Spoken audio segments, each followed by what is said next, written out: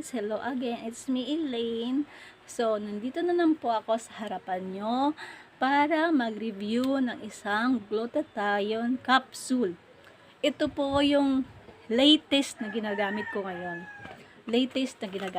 And, ngayon ay may laman po siya para personal na makita ko.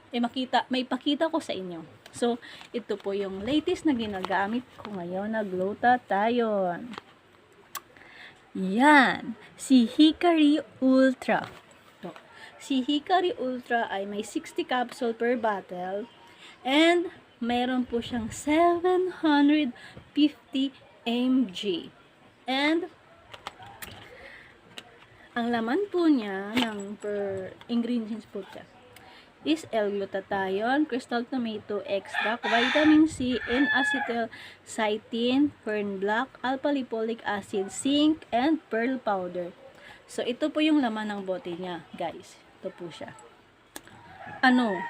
Yung bote niya parang babasagin po siya, mabigat-bigat siya, babasagin. And, konti na lang po yung laman niya kasi tinitake ko na mga po siya ng mga 2 weeks na. Ito po yung laman niya. I like it na laman, Lord. Kasi, it's, baby pink. Yung kulay niya, ang lakas makapasensya na po sa kamay. Kasi pagkatapos maglaba, nagpeeling na. Yan po yung kulay ng Hikari Ultra. Ang ganda, diba? Sim lang ng kuko ko. Malakas maka-girl. Yun po yung laman niya. And, after 2 weeks, may review na po ako dito kasi nakita ko na po agad yung resulta niya Ulit.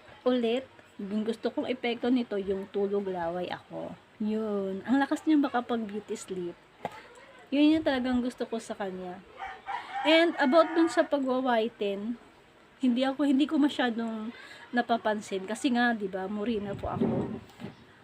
Well, unless po again, pag nasa labas ako, pag nalalightan ng araw, yung balat ko, medyo naglalighten din naman po, pero hindi siya gaanong light.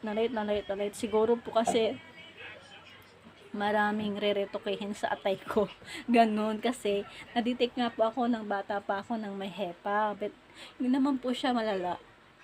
Kaya nga po nagte-take ako ng mga glutathione kasi malaking tulong po yun sa akin. Kaya kung gusto nyo pong itry, maganda po talaga siya sa bukod sa mura, maganda pa sa kalusugan natin yung pagte-take ng glutathione. Kaya kung gusto nyo pong itry nyo na po yung Hikari. Baka din po kasi sa inyo tulog laway din yung epekto. Which is napakaganda po talaga sa katawan yung magkakaroon ng magandang tulog, di ba? So, yun lang muna po guys. Hikari Gluta, okay po siya sa akin. Try nyo na po. Thank you po.